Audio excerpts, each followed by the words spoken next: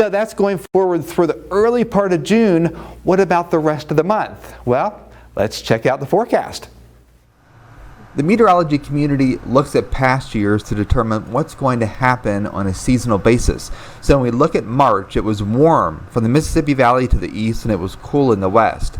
The years that we look at to represent what happened in the spring and what's going to happen in the summer include 2016, 2010, 1998, and 1973. Indeed, the signal was perfect in southern West Virginia. It was warm and it was cool out west.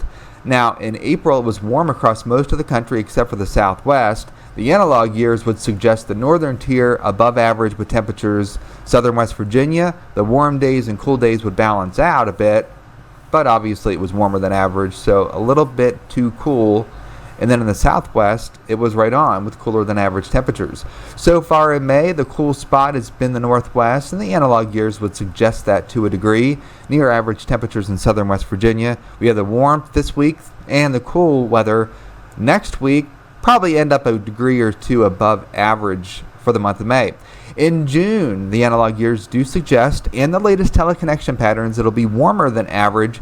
And we look at history, the coldest morning in the analog years between June 1st and 10th with temperatures in the 40s, the hottest afternoon between the 11th and the 25th with temperatures well into the 80s, and the most consecutive 80-degree days between the 19th and 26th of June. That'll be good for the pools, right? As for rainfall, expecting it to be a stormy month overall. Flash flooding likely in a couple of spots.